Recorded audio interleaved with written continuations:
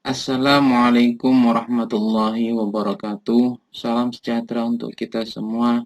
Semoga Tuhan Yang Maha Esa selalu menganugerahkan kesehatan kepada kita semuanya dan tentunya semangat untuk terus belajar.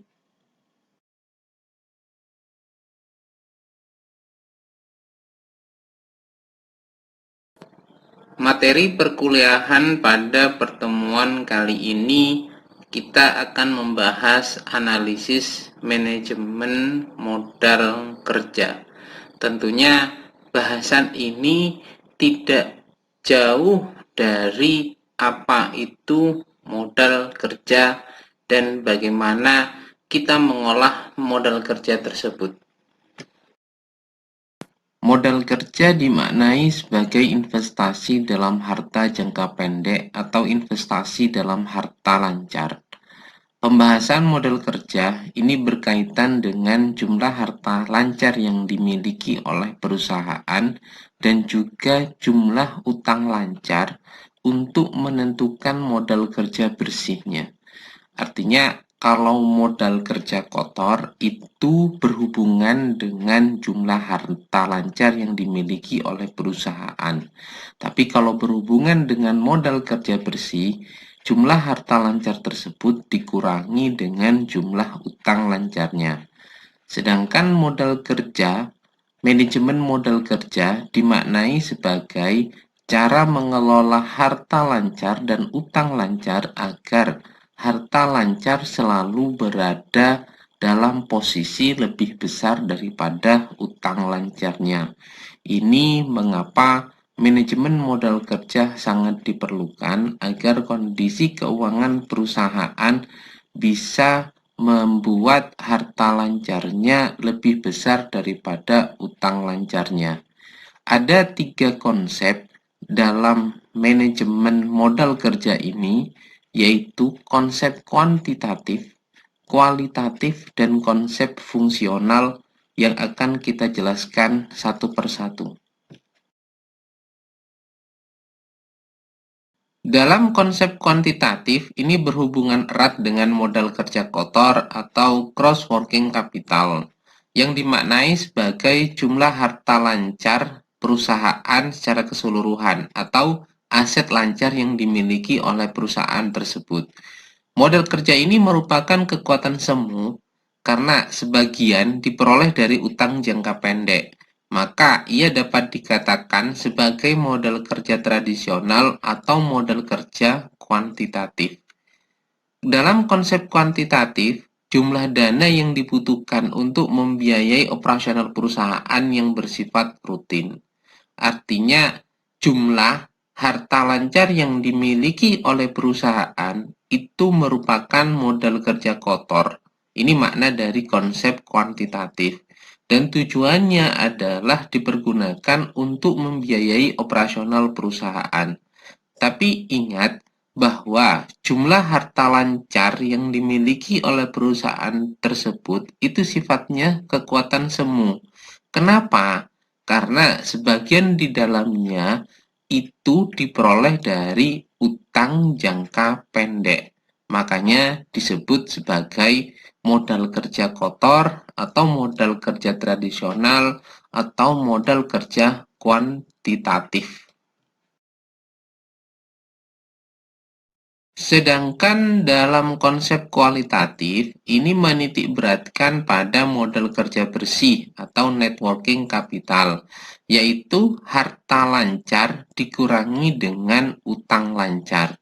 Modal kerja ini merupakan kekuatan intern perusahaan untuk menggerakkan kegiatan bisnisnya, yaitu untuk membiayai kegiatan operasional rutin dan untuk membayar semua utang yang jatuh tempo.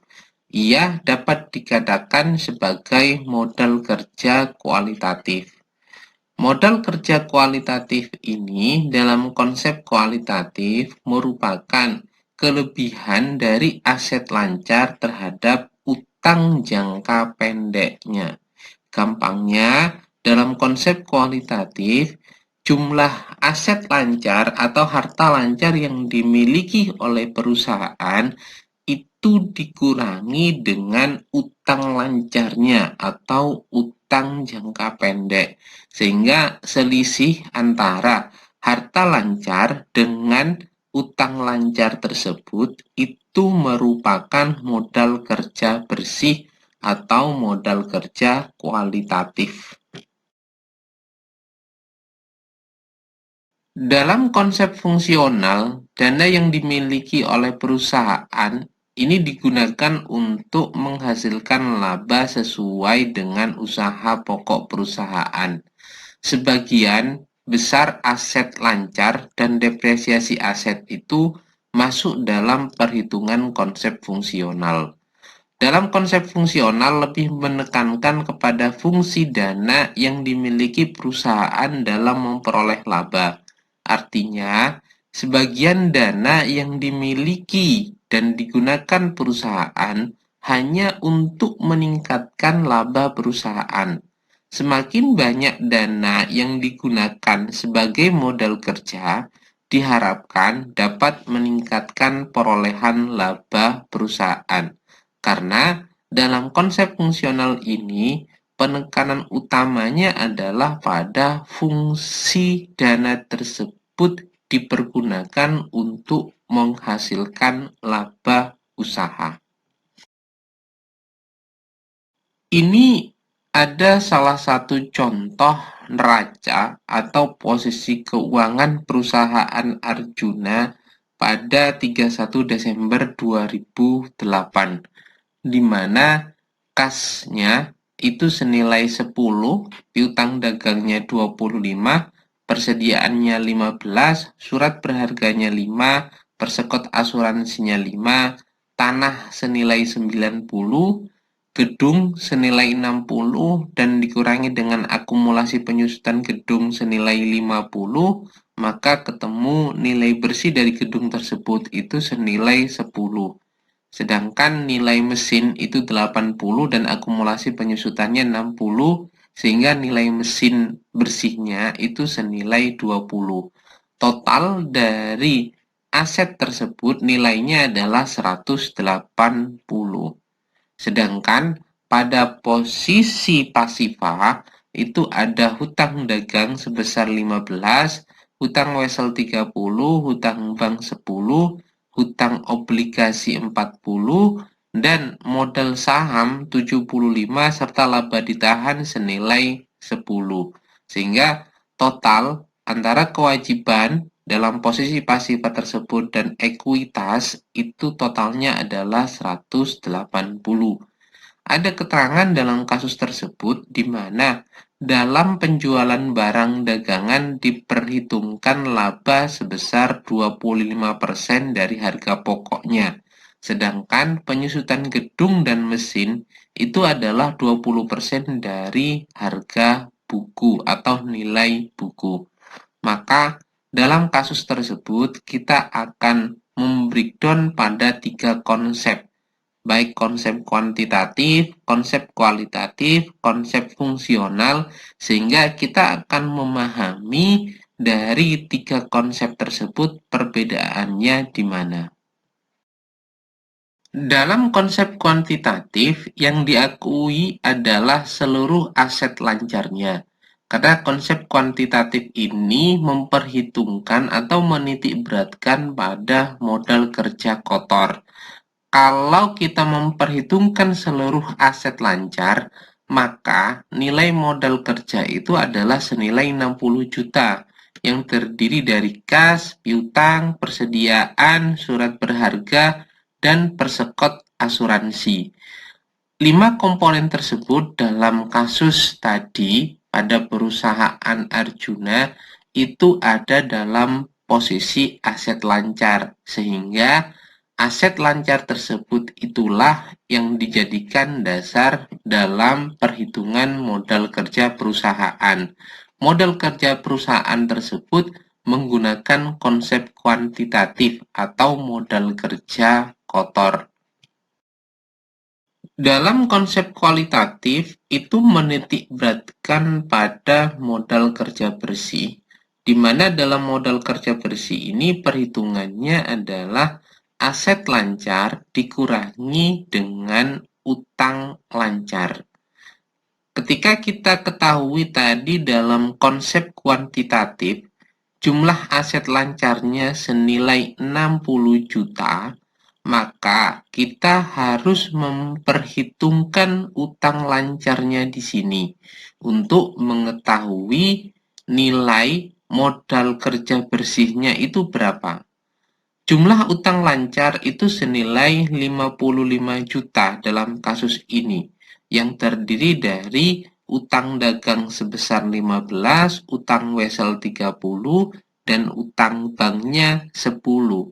Sehingga ketika kita perhitungkan jumlah aset lancar dikurangi dengan utang lancar, maka jumlah modal kerjanya itu adalah sebesar 5 juta. Sehingga nilai 5 juta itu merupakan modal kerja bersih dengan menggunakan konsep kualitatif.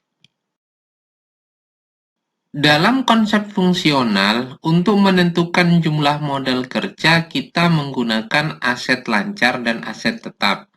Khusus untuk aset lancar, yang kita pergunakan itu adalah yang memiliki fungsi untuk menghasilkan laba, seperti kas, piutang dagang, dan persediaan.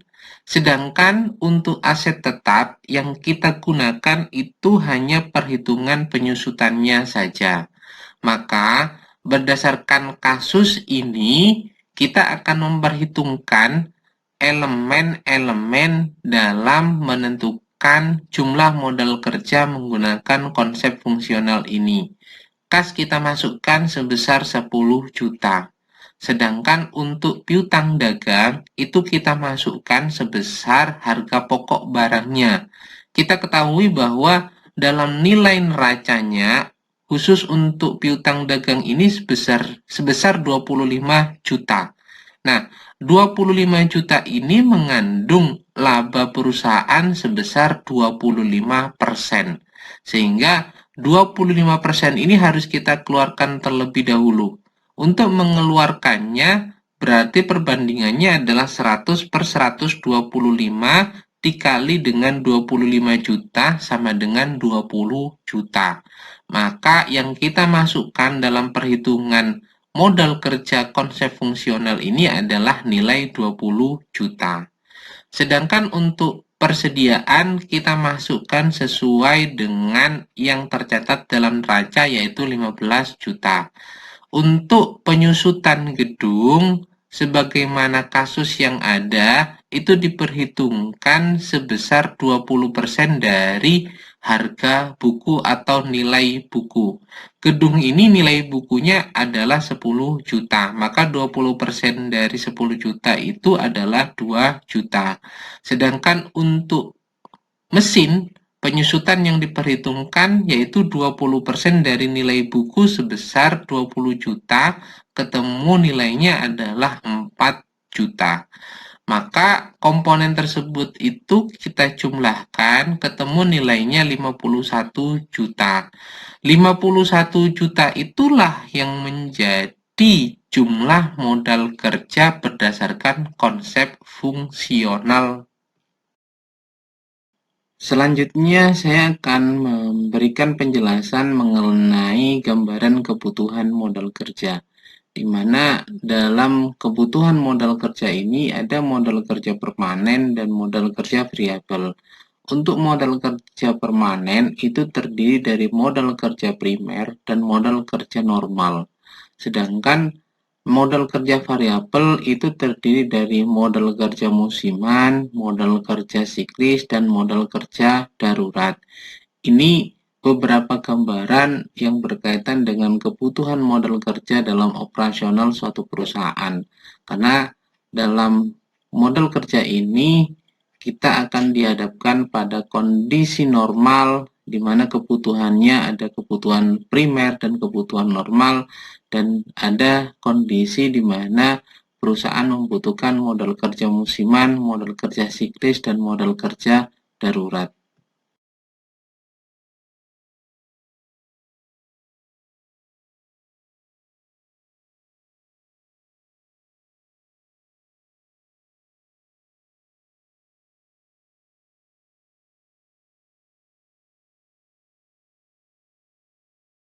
Apa itu model kerja permanen? Model kerja permanen merupakan model kerja yang dibutuhkan secara terus-menerus untuk kelancaran usaha perusahaan dalam menjalankan operasionalnya. Model kerja permanen ini dapat dibedakan menjadi dua, yaitu model kerja primer dan model kerja normal. Model kerja primer merupakan jumlah model kerja minimum yang harus ada pada perusahaan untuk menjamin kontinuitas dari usaha tersebut. Sedangkan model kerja normal merupakan jumlah model kerja yang diperlukan untuk penyelenggaraan luas produksi normal. Pengertian normal di sini adalah dalam artian yang dinamis. Maka dalam menjalankan operasional suatu perusahaan dibutuhkan model kerja primer dan model kerja normal. Kalau model kerja primer tadi minimum yang harus ada dalam menjalankan operasional perusahaan. Sedangkan model kerja normal dalam kondisi di mana perusahaan menjalankan operasionalnya secara normal sehingga dia dapat menghasilkan keuntungan sesuai dengan yang diharapkan.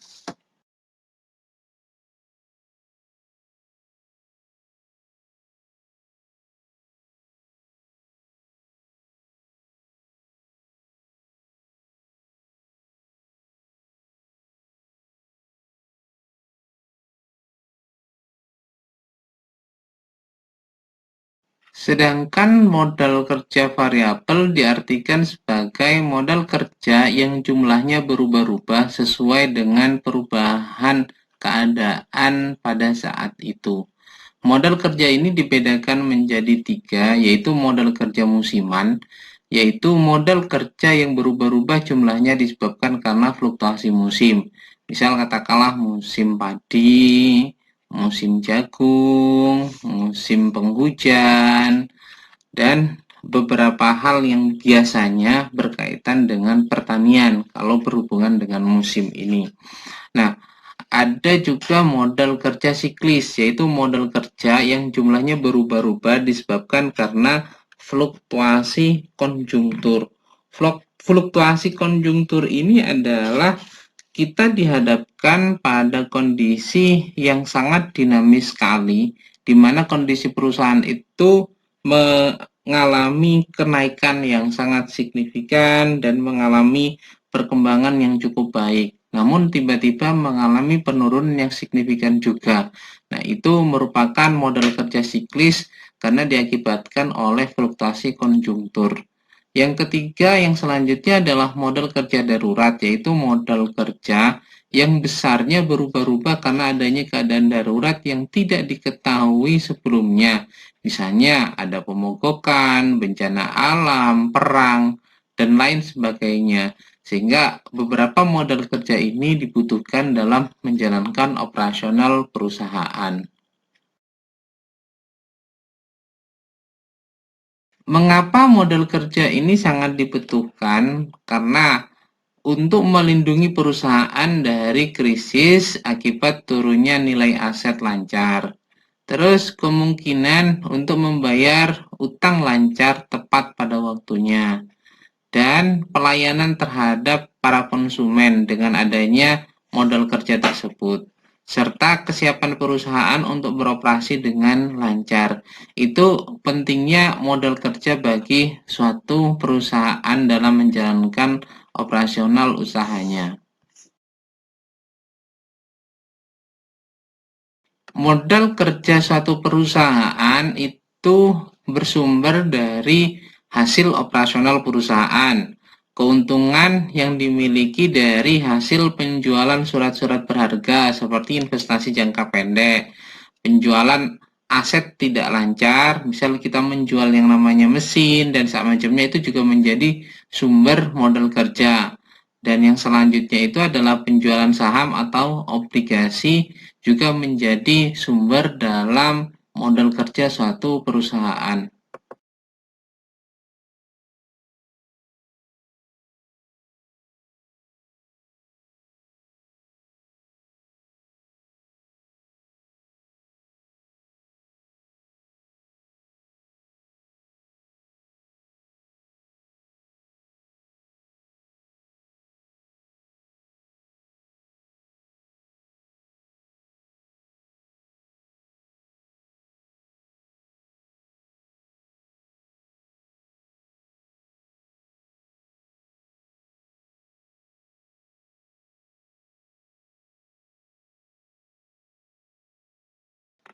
Penggunaan modal kerja ini dipergunakan untuk biasanya pembayaran kegiatan operasional perusahaan.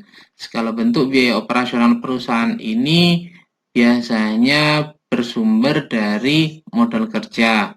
Terus untuk kerugian yang diderita oleh perusahaan, pembentukan dana baik itu untuk pemisahan aset lancar, misal untuk persediaan, untuk perlengkapan dan hal-hal yang lainnya berkaitan dengan aset lancar. Terus model kerja ini juga digunakan untuk pembelian aset tetap seperti membeli kendaraan, membeli mesin, membeli bangunan, peralatan dan lain halnya yang berkaitan dengan aset tetap. Terus dipergunakan untuk pembayaran utang jangka panjang, terus pengambilan dana oleh pemilik perusahaan yaitu Prive, dan yang terakhir adalah pembelian kembali saham perusahaan.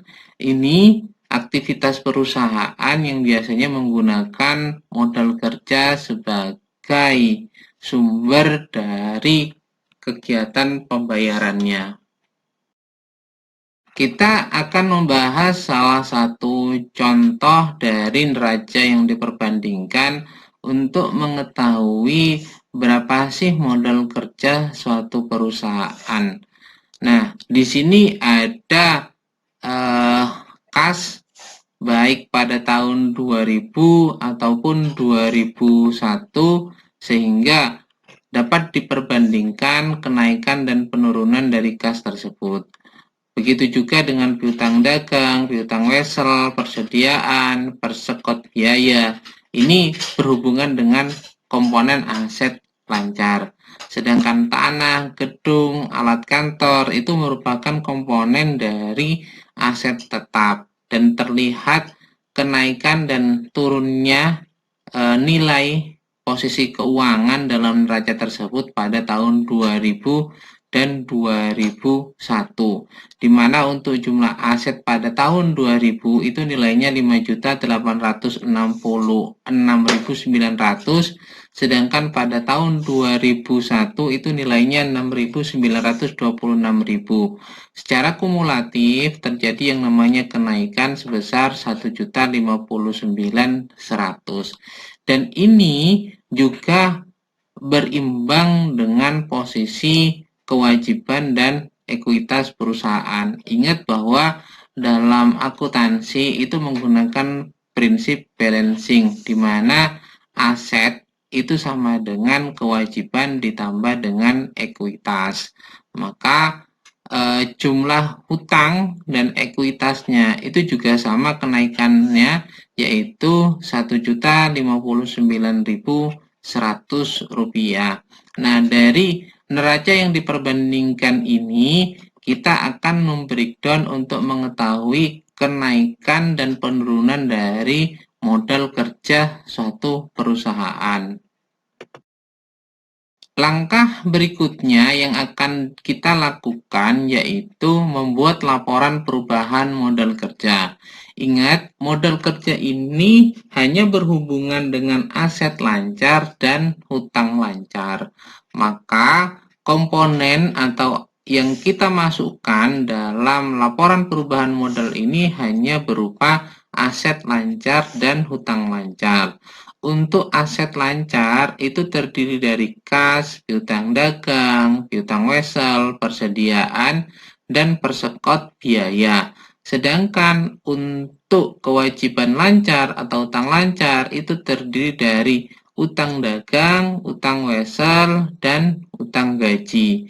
Nah, kas pada tahun 2000 itu nilainya 545.500 dan tahun 2001 nilainya 19.700, sehingga terjadi yang namanya kenaikan sebesar 374.200. Begitu juga piutang dagang, terjadi yang namanya kenaikan sebesar 288.600 dari posisi neraca di tahun 2000 itu sebesar 1.324.200 dan di tahun 2001 nilainya menjadi 1.612.800. Untuk piutang wesel, dia mengalami yang namanya penurunan 250.000. Dari awalnya 500.000 di tahun 2000 dan di tahun 2001 menjadi 250.000. Nah, sedangkan persediaan itu mengalami kenaikan sebesar 105.300 dari saldo awalnya 951.200 menjadi 1.056.500. Untuk persekot biaya itu terjadi yang namanya penurunan sebesar 9.000 dari tahun 2000 saldonya 46.000 dan tahun 2001 itu saldonya 37.000. Nah, yang berhubungan dengan kewajiban lancar atau utang lancar, utang dagang mengalami kenaikan sebesar 102.800 dari awalnya nilainya adalah 655.000 menjadi 552.200. Untuk utang wesel juga mengalami yang namanya kenaikan sebesar 25.000 dari awalnya 150.000 menjadi 125.000. Nah, untuk utang gaji mengalami penurunan sebesar 131.500 dari saldo awalnya 312.000 menjadi 443.500. Kalau kita total antara aset lancar dengan kewajiban lancar tersebut, terjadi selisih kenaikan dengan penurunan, di mana nilai kenaikannya itu adalah 895.900, sedangkan penurunannya 390.500. Selisih tersebut itulah yang menjadi indikator kenaikan atau penurunan dari modal kerja. Nah, dari contoh ini ada selisih kenaikan sebesar 505.400 sehingga dapat disimpulkan bahwa perusahaan mengalami kenaikan modal kerja pada periode 2000 ke 2001. Ingat ya, untuk pembuatan laporan perubahan modal kerja ini hanya berhubungan dengan aset lancar dan hutang lancar yang kita perhitungkan dalam modal kerja perusahaan. Cara yang kedua dalam menentukan kenaikan dan penurunan modal kerja, yaitu kita akan memperhitungkan sumber modal kerjanya dan penggunaan modal kerja. Sumber modal kerja ini ada dua, yaitu hasil operasional perusahaan dan penjualan saham. Hasil operasional perusahaan itu terdiri dari laba, dan juga kita akan memperhitungkan penyusutan atau depresiasi.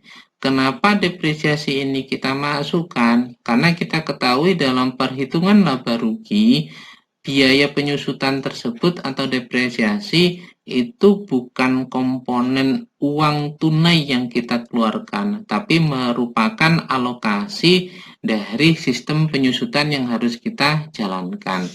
Nah, untuk mengetahui berapa laba yang dihasilkan perusahaan, kita akan melihat pada neraca yang diperbandingkan tersebut. Pada slide 17, dalam laba ditahan itu terjadi yang namanya kenaikan saldo dari tahun 2000 sebesar 1.771.400 menjadi 2.293.300 untuk laba ditahan. Sehingga dari data tersebut dapat kita ketahui bahwa keuntungan perusahaan itu sebesar 521.900. Nah, untuk depresiasi atau penyusutan pada neraca yang diperbandingkan di slide 17 itu dapat kita ketahui dari penyusutan gedung dan penyusutan alat kantor yang nilainya terjadi kenaikan sebesar untuk penyusutan gedungnya adalah 35.500, sedangkan penyusutan alat kantornya itu 48.000. Kalau di total itu menjadi 83.500.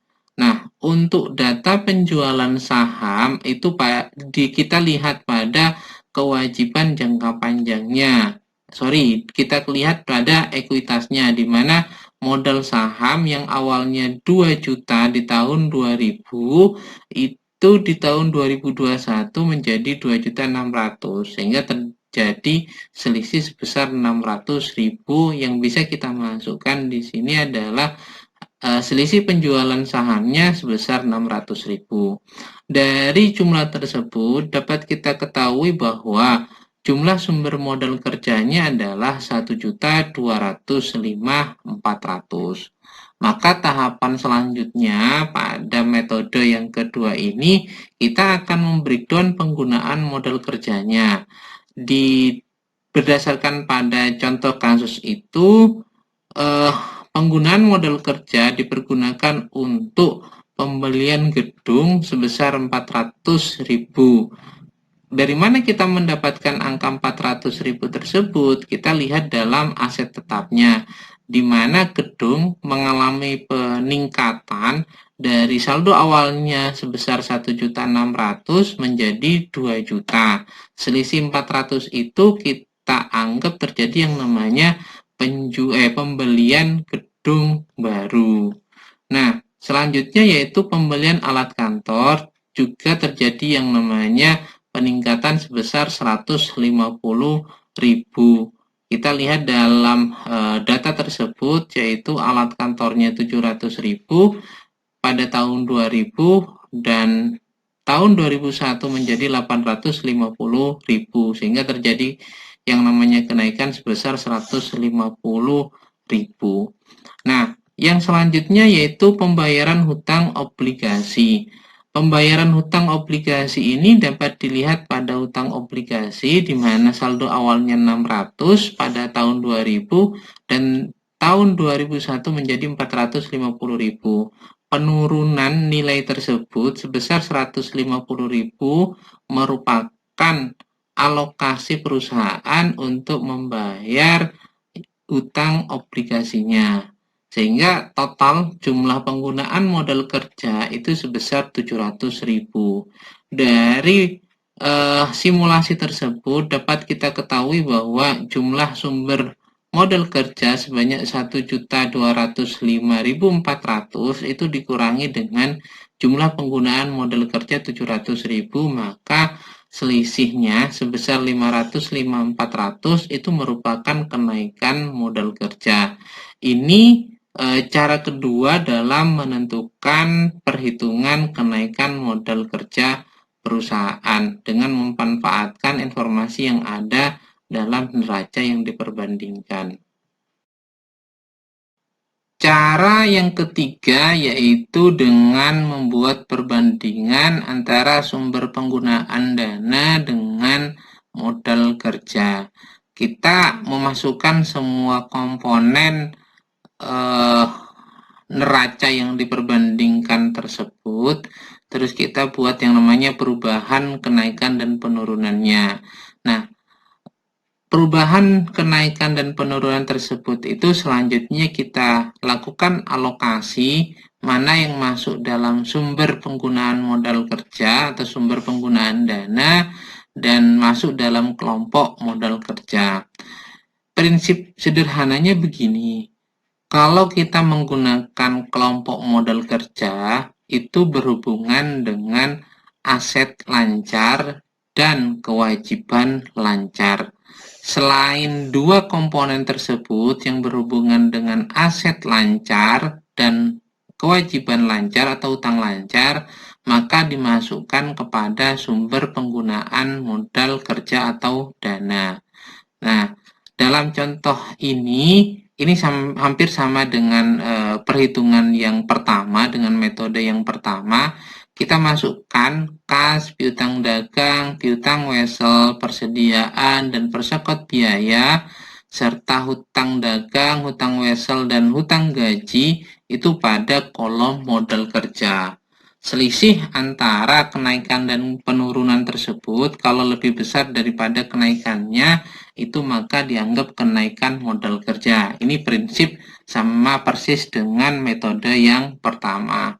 Nah, yang tidak masuk dalam kolom modal kerja, kita masukkan dalam kolom sumber dan penggunaan dana. Kita ketahui yang dimasukkan ke sana itu adalah selain yang dimasukkan dalam kolom modal kerja. Maka dalam kasus ini yang masuk adalah gedung, alat kantor, penyusutan, terus hutang obligasi, modal saham, dan laba ditahan. Ketika kita sudah melakukan penjumlahan untuk dua kolom tersebut, maka akan terjadi yang namanya selisih yang sama antara sumber penggunaan dana dengan modal kerjanya, yaitu 500, 400. Nah, selisih yang sama tersebut itulah menjadi indikator kenaikan atau penurunan dalam modal kerja. Kalau lebih banyak naiknya daripada penurunannya, maka dapat disimpulkan terjadi yang namanya kenaikan modal kerja dalam kasus ini.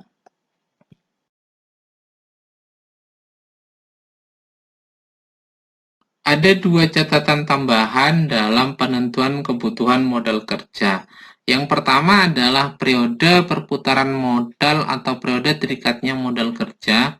Ini berkaitan dengan periode perputaran atau periode terikatnya modal kerja merupakan keseluruhan atau jumlah dari periode-periode yang meliputi jangka waktu pembelian kredit beli, lama penyimpanan bahan mentah di gudang, lamanya proses produksi, lamanya barang jadi disimpan di gudang, dan jangka penerimaan piutang. Ini berhubungan dengan periode perputaran modal atau periode terikatnya modal kerja. Yang catatan yang kedua yaitu pengeluaran kas rata-rata setiap harinya. Pengeluaran kas setiap harinya merupakan sejumlah pengeluaran kas rata-rata setiap harinya untuk keperluan pembelian bahan mentah, bahan pembantu, pembayaran upah buruh, dan biaya-biaya lainnya. Nah, kita itu dapat memperhitungkan kebutuhan modal kerja dengan memperhatikan dua hal ini, yaitu periode perputaran modal atau periode terikatnya modal kerja dan pengeluaran kas rata-rata setiap harinya.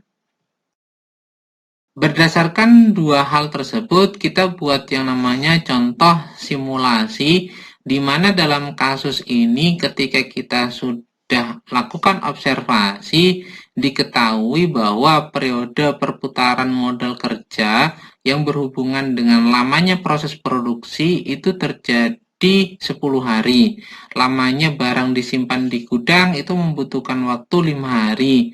Lamanya jangka waktu penerimaan piutang itu butuh waktu 15 hari. Sehingga periode terikatnya perputaran modal kerja ini membutuhkan waktu 30 hari untuk proses produksi, terus proses penyimpanan di gudang, serta proses menjadinya piutang menjadi uang. Itu membutuhkan waktu totalnya adalah 30 hari.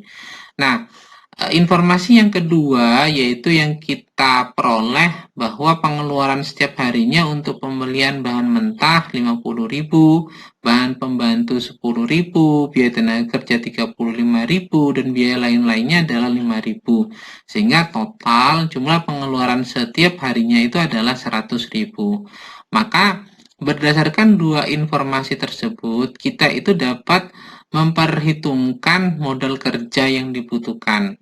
Kebutuhan modal kerja bagi perusahaan yang menjalankan aktivitas usaha setiap harinya dapat menjamin kontinuitas usahanya, yaitu dengan adanya kebutuhan modal kerja sebesar 3 juta. Dari mana asalnya 3 juta? Yaitu periode terikatnya waktu itu dikalikan dengan jumlah pengeluaran setiap harinya.